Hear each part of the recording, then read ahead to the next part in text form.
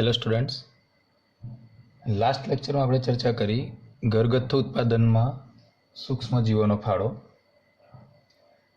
આજે આપણે જોઈએ ઔદ્યોગિક ઉત્પાદનોમાં સૂક્ષ્મજીવોનો ફાળો.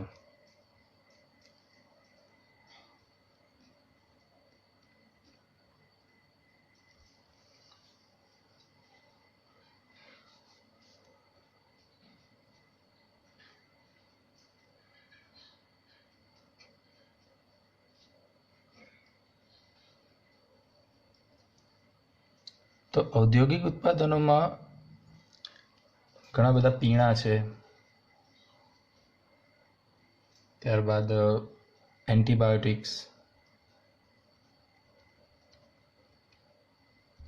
રસાયણો, ઉત્સેચકો,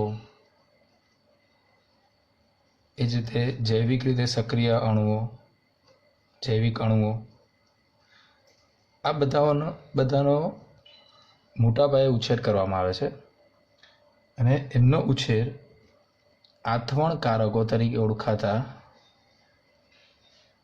મોટા વાસણોની અંદર કરવામાં આવે છે. મોટા પાયે ઉછેર કરવામાં આવે છે આથવણકારકોની અંદર. તો આ આથવણકારકોની અંદર સૂક્ષ્મજીવોને ઉછેર કરવા માટે બધું જ અનુકૂળ જે પર્યાવરણ છે તૈયાર કરવામાં આવશે. તેમને પોષણ, તેમને યોગ્ય રીતે ઉછેર કરવા માટેનું જે માધ્યમ છે એ હવાની અવર જવર, આ બધી વ્યવસ્થાની અંદર કરેલી હોય છે. તાપમાન, ભેજ. ઓકે, તો શરૂઆત કરીએ આપણે કે આથવણયુક્ત પીણા સૂક્ષ્મજીવો દ્વારા કેવી રીતે બનાવવામાં આવે છે.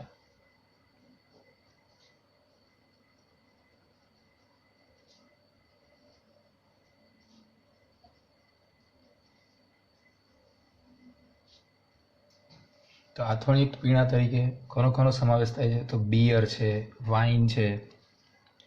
તો પહેલાં વાત કરીએ આપણે બિયર. તો બિયરનું નિર્માણ એ ઓલરેડી આપણે જે આગળ ફૂગ ભણી ગયા છે, સેકેરોમાઇસીસ સેરેવિસી. સેકેરોમાઇસીસ સેરેવિસી, આ જ ફૂગનો ઉપયોગ બિયર બનાવવા માટે થાય છે, જેને આપણે બ્રેવર્સ ઈસ્ટ તરીકે પણ ઓળખવામાં આવે છે. શું કહીશું? બ્રેવર્સ ઈસ્ટ. હવે બિયરનું નિર્માણ આપણે જાણીએ છીએ કે જવના આથવણ દ્વારા થાય છે. જવના આથવણ દ્વારા, જેમાં બિયરમાં આલ્કોહોલનું પ્રમાણ જે છે એ 3 થી 6% શું હોય છે? આલ્કોહોલ. રાઈટ. એ જ રીતે વાઇનની વાત કરીએ તો વાઇનના નિર્માણ માટે સેકેરોમાઇસીસ ઇલિપ્સોઇડેન્સ,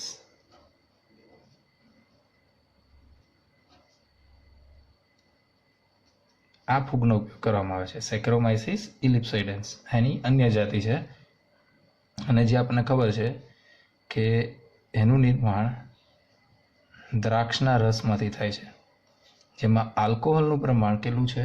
તો એ છે 10 થી 20% આલ્કોહોલ. તો બિયર અને વાઇન આ બે એવા આલ્કોહોલ છે, આ એવા ઇથેનોલ છે કે જે નિસ્યંદન વગર મેળવી શકાય છે. બિયર અને વાઇન નિસ્યંદન વગર મેળવી શકાય, કારણ કે આમાં આલ્કોહોલનું પ્રમાણ ખૂબ જ ઓછું હોય છે. જ્યારે અન્ય પીણાની વાત કરીએ જેમ કે રમ, તો રમ એ આપણને ખબર છે કે શેરડીના જે મોલાસીસ છે,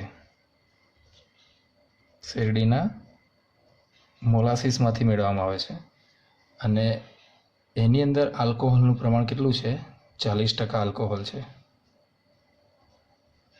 આટલું ઊંચું આલ્કોહોલનું પ્રમાણ છે. એ જ રીતે વિસ્કીની વાત કરીએ આપણે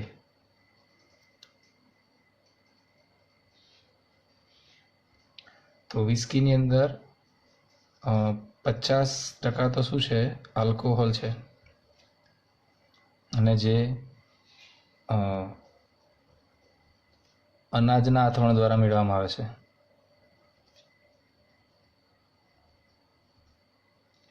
રાઈટ. એ જ રીતે બ્રાન્ડીની વાત કરીએ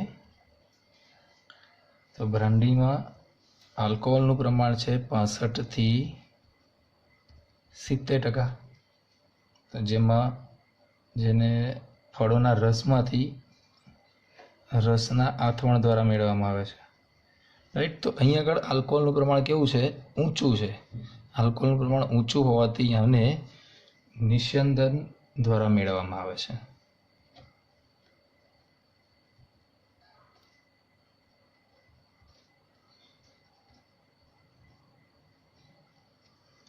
ખ્યાલ આવી ગયો. તો આ થયા કેટલાક આથવણયુક્ત પીણા જે આપણે સૂક્ષ્મજીવોના ઉપયોગ દ્વારા શું કરીએ છીએ, પ્રાપ્ત કરવામાં આવે છે. ત્યાર પછી ચર્ચા કરીએ આપણે કેટલાક એન્ટીબાયોટિક્સનું નિર્માણ, એટલે કે પ્રતિજૈવિક દ્રવ્યોની બનાવટ.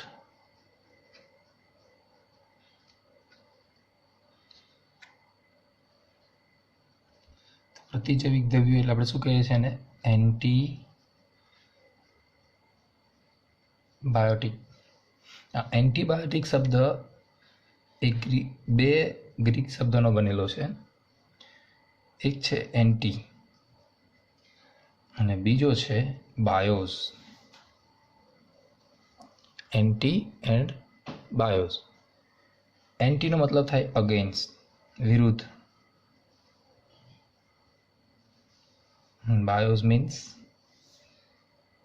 લાઈફ. તો આને શું કહીએ આપણે, જીવન વિરુદ્ધ, અગેન્સ્ટ ધી લાઈફ, કે જીવન વિરુદ્ધ. ઓકે. તો અહીંયા આગળ જીવન વિરુદ્ધ મતલબ, અહીંયા જીવન વિરુદ્ધનો મતલબ થાય, મનુષ્યના સંદર્ભની અંદર વાત કરીએ તો એને પૂર્વ જીવન તરીકે માનવામાં આવે છે. મનુષ્યના સંદર્ભે એને આપણે શું કહીએ છીએ, પૂર્વ જીવન. અને અહીંયા જીવન વિરુદ્ધ એટલે કોના વિરુદ્ધ, તો બેક્ટેરિયાના જીવન વિરુદ્ધ. રાઈટ. માનવ સંદર્ભની અંદર એ પૂર્વ જીવન છે. તો એન્ટીબાયોટિક્સ આ એવા કેમિકલ છે કે જે રોગકારકોને શું કરે છે, મારી નાખે છે, અને જે તે યજમાન છે એના ઉપર એની કોઈ હાનિકારક અસર થતી નથી. રાઈટ. તો આ જે એન્ટીબાયોટિક છે એ કાં તો જે રોગકારક છે એની વૃદ્ધિ અટકાવશે, અથવા તો એની ચયાપચય ક્રિયાઓમાં પર શું કરશે, અસર કરશે, અથવા તો એની ચયાપચય ક્રિયાઓને શું કરે છે, અવરોધે છે. તો સૌપ્રથમ જે એન્ટીબાયોટિક શોધાઈ હતી એનું નામ છે પેનિસિલિન.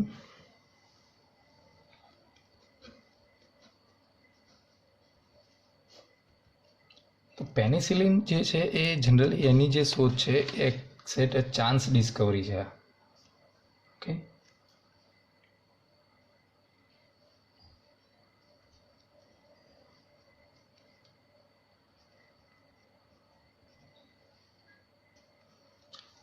એન્ડ પેનિસિલિનની સૌ પ્રથમ શોધ કોણે કરી હતી, તો એલેક્ઝાન્ડર ફ્લેમિંગ. તો ફર્સ્ટ એન્ટીબાયોટિક કઈ છે, પેનિસિલિન, જેની શોધ કરી હતી કોણે, એલેક્ઝાન્ડર ફ્લેમિંગે. કીધું એમાં શું છે, ચાન્સ ડિસ્કવરી છે. એનો મતલબ કે એલેક્ઝાન્ડર ફ્લેમિંગ જનરલી એક બેક્ટેરિયા ઉપર કાર્ય કરતા હતા જેનું નામ છે સ્ટ્રેપ્ટાઇલોકોકસ.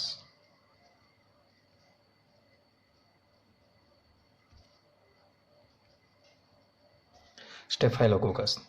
એમણે જોયું કે કેટલીક જે પ્લેટ્સ હતી જેમાં સ્ટેફાઇલોકોકસને શું કરવામાં આવ્યો હતો, ઉછેર કરવામાં આવ્યો હતો, એમાંની કેટલીક પ્લેટ જે ધોયા વગર એટલે કે સાફ કર્યા વગરની રહી ગઈ હતી. એમાં એમણે એક ચોક્કસ ફૂગનો ઉછેર જોયો, એક મોલ્ડનો ઉછેર જોયો,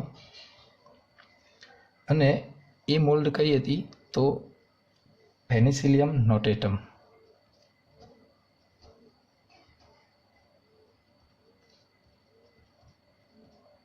પેનિસિલિયમ નોટેટમ. આ પેનિસિલિયમ નોટેટમમાંથી કેટલાક એવા કેમિકલ્સ રિલીઝ થયા કે જેણે સ્ટેફાઇલોકોકસનો શું કર્યો? નાશ કર્યો. એની વૃદ્ધિને શું કરી? અટકાઈ. આમાંથી મુક્ત થતા રસાયણોએ સ્ટેફાઇલોકોકસની વૃદ્ધિ શું કરી? અટકાવી. રાઈટ. અને આ જે રસાયણ છે શેમાંથી છૂટું પડ્યું હતું? પેનિસિલિયમમાંથી. એટલે નામ શું આપ્યું એને? પેનિસિલિન. ક્લિયર? પેનિસિલિન. તો આ રીતે ચાન્સ દ્વારા પેનિસિલિનની શું થઈ? શોધ. અને ત્યાર પછી એની પેનિસિલિનની સંપૂર્ણ ક્ષમતા, એક તીવ્ર ક્ષમતા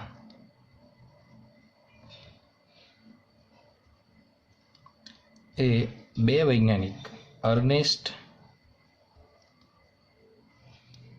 ચેઇન અને હાવર્ડ ફ્લોરે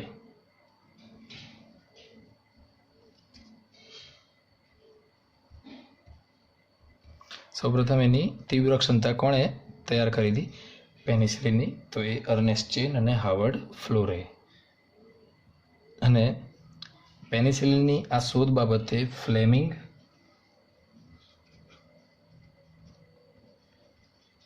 ચેઇન અને ફ્લોરેનને 1945માં શું આપ્યું? નોબેલ પુરસ્કાર મળ્યો હતો. કારણ કે આ જે પેનિસિલિન છે એનો ઉપયોગ એ એન્ટીબાયોટિક્સ તરીકે સૂક્ષ્મજીવોથી રક્ષણ આપે છે. એટલા માટે એનો ઉપયોગ બીજા વિશ્વયુદ્ધ દરમિયાન જે ઘાયલ સૈનિકો છે એના ઈલાજ માટે કરવામાં આવ્યો હતો. અને એમને શું આપવામાં આવ્યું હતું? નોબેલ પુરસ્કાર આપવામાં આવ્યો હતો. ત્યારબાદ આવી તો ઘણા બધા રોગની જે રસી છે પ્રાપ્ત કરવામાં આવી હતી, જેમ કે રસી કે એન્ટીબાયોટિક, પ્લેગ, કાળી ખાંસી, ડિપ્થેરિયા, રાઈટ, રક્તપિત્ત, જેનાથી ઘણા બધા લોકો શું થઈ ગયા હતા?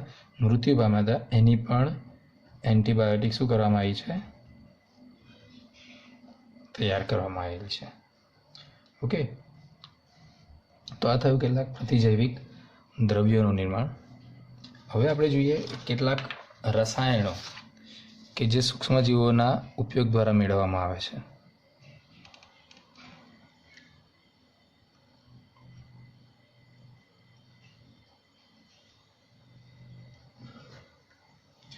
રસાયણોની વાત કરીએ તેમાં કેટલાક કાર્બનિક એસિડ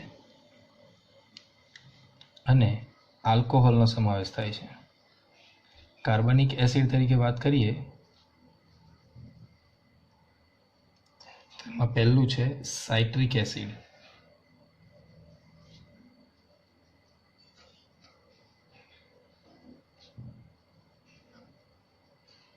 સાઇટ્રિક એસિડનું નિર્માણ એ બેક્ટેરિયા છે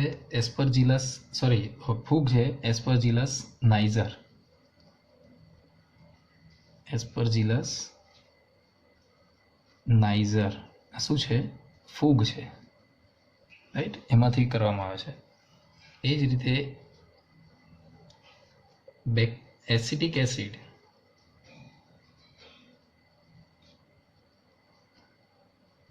એસિડિક એસિડનું નિર્માણ બેક્ટેરિયા છે એસિટોબેક્ટર એસિટી, રાઈટ. હા, બેક્ટેરિયામાંથી એસિડિક એસિડ મેળવવામાં આવે છે. એ જ રીતે બ્યુટારિક એસિડ,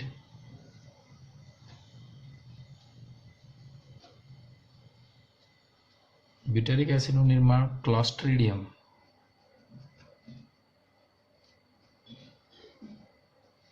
બ્યુટેરિકમ નામના બેક્ટેરિયામાંથી કરવામાં આવે છે. એ જ રીતે આપણે ઓલરેડી ભણી ગયા કે લેક્ટિક એસિડ જે છે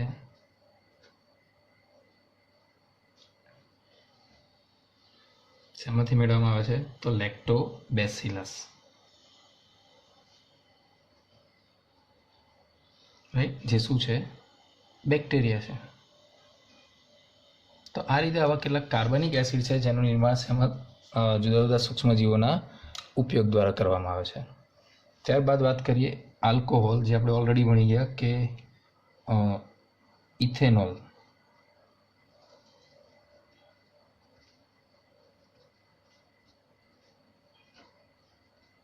એનું નિર્માણ શેમાંથી થાય છે? ઈસ્ટ દ્વારા, સેકેરોમાઇસિસ સેરેફિસી દ્વારા. તો આ રીતે કેટલાક કાર્બનિક એસિડનું નિર્માણ કરવામાં આવે છે. ત્યારબાદ વાત કરીએ કેટલાક ઉત્સેચકો.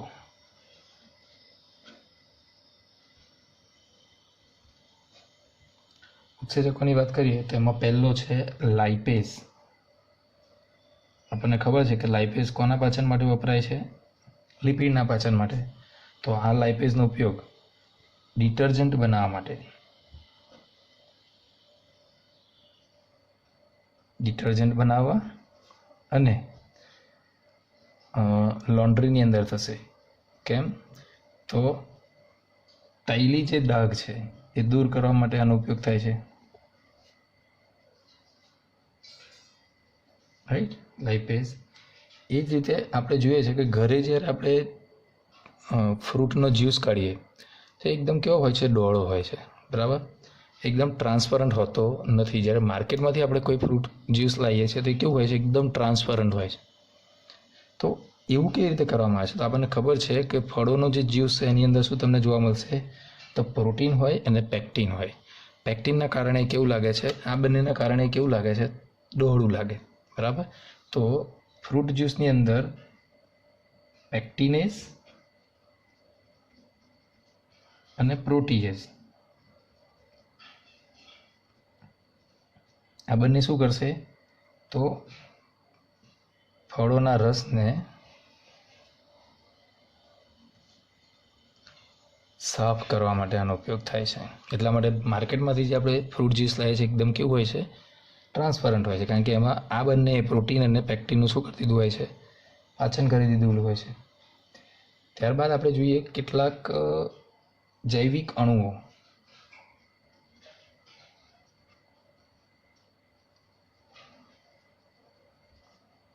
કેટલાક જૈવિક અણુઓના નિર્માણની અંદર સૂક્ષ્મજીવોનો ઉપયોગ થાય છે. જેમ કે હું તમને એક એક્ઝામ્પલ આપું, એ છે પહેલું સ્ટ્રેપ્ટોકોકસ બેક્ટેરિયામાંથી એક ઉત્સેચક મેળવવામાં આવે છે, એ છે સ્ટ્રેપ્ટોકાઇનેઝ.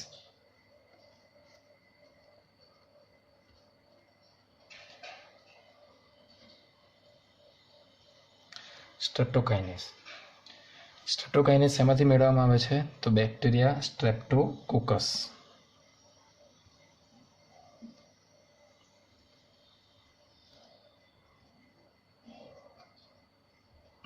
ઓકે, આ જે સ્ટ્રેપ્ટોકોકસ બેક્ટેરિયા છે એ જનીનિક રીતે મોડિફાઈડ કરેલા છે.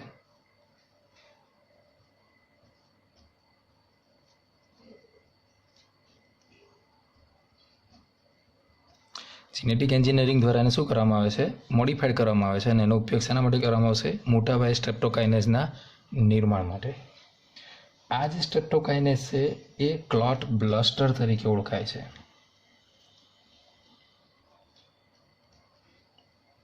આ શું છે એ સમજીએ. ક્લોટ બ્લસ્ટર એટલે શું? તો આપણે જાણીએ છીએ કે જે કેટલાક દર્દી એવા હોય છે જેની રુધિર વાહિનીઓની અંદર રુધિર જે છે જામ થઈ ગયું હોય, બરાબર, રુધિરની ગાંઠો થઈ જાય, જેને આપણે શું કહીએ છીએ? ક્લોટ થઈ ગયા છે એવું, બરાબર. તો એક્ઝેક્ટ આ ક્લોટ છે શું? રુધિરની ગાંઠ એટલે છે શું આ? તો આપણને ખબર છે રુધિર ગંઠાની ક્રિયાની અંદર ઘણા બધા કારકો ભાગ ભજવે છે. એમાં એક કારક હતો ફાઇબ્રિનોજન. આ ફાઇબ્રિનોજન તમને ખ્યાલ છે કે એ શેમાં ફેરવાય છે? ફાઇબ્રિનની અંદર, રાઈટ. આ જે ફાઇબ્રિન છે એ આ રીતે જાળી જેવી રચના બનાવે છે, રાઈટ. આ જાળી જેવી રચનાની અંદર જે રક્તકણો છે એ શું થઈ જાય? ટ્રેપ થઈ જાય.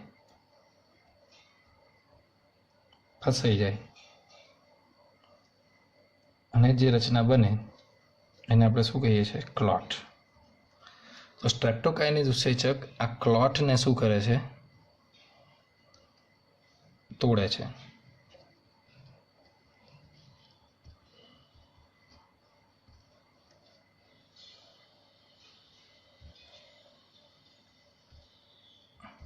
રાઈટ. કેવી રીતે?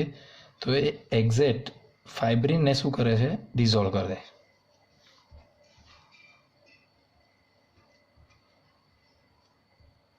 ફાઇબ્રિનને ઓગાળે. ફાઇબ્રિનને ઓગાળે એટલે શું થઈ જશે? ક્લોટ તૂટી જાય. રાઈટ.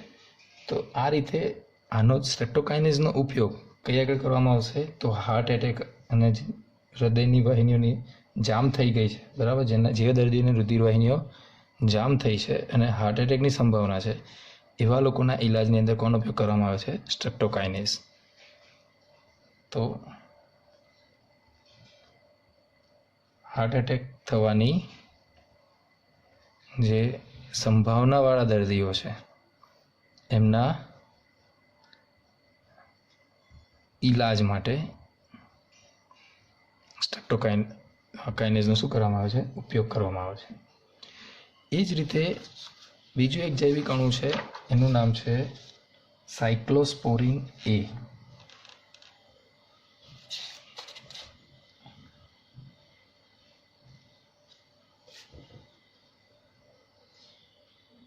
સાયક્લોસ્પોરિન એ. આ સાયક્લોસ્પોરિન એ એક ઈસ્ટ છે જેનું નામ છે ટ્રાઇકોડર્મા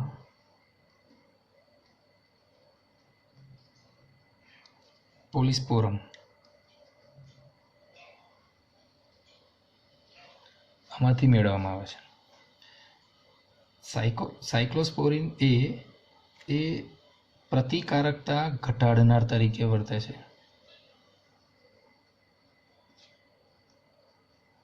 ઓલરેડી આપણે આગળ ચર્ચા કરી હતી કે આપણા પ્રતિકારક તંત્રનું જે ઘટક છે એ છે ટી લસિકા કોષો છે. તો સાયક્લોસ્પોરિન એ શું કરે છે? તો ટી લસિકા કોષો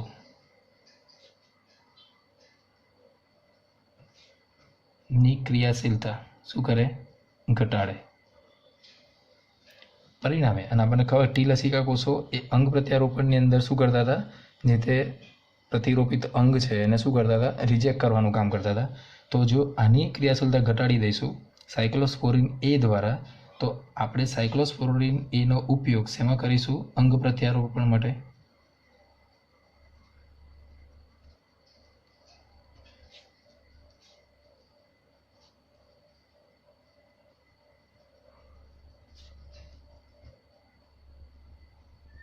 અંગ પ્રત્યારોપણ દરમિયાન કરી શકાય. રાઈટ. એ જ રીતે બીજો એક ઘટક છે એ છે સ્ટેટિન્સ.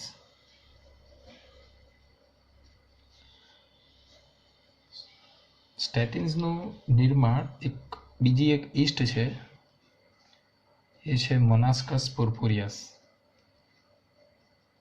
મોનાસ્કસ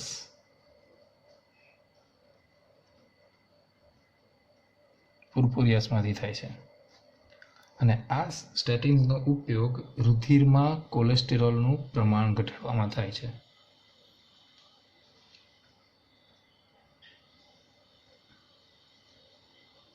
કોલેસ્ટેરોલનું પ્રમાણ શું કરે છે? ઘટાડે છે. રાઈટ. તો આ થઈ ગયા કેટલાક જૈવિક અણુઓ. તો આજના લેક્ચરમાં આપણે જોયું કે ઔદ્યોગિક ઉત્પાદનોમાં, એટલે કે આથોણયુક્ત પીણા બનાવવામાં, એન્ટીબાયોટિકના નિર્માણમાં, કેટલાક કાર્બનિક એસિડ છે, ઉત્સેચકો છે અને જૈવિક અણુઓના નિર્માણની અંદર આ જે સૂક્ષ્મજીવો છે એ કેવી રીતે ઇન્વોલ્વ થાય છે, અથવા તો આપણને કઈ રીતે એ ફાયદાકારક છે. ધન્યવાદ.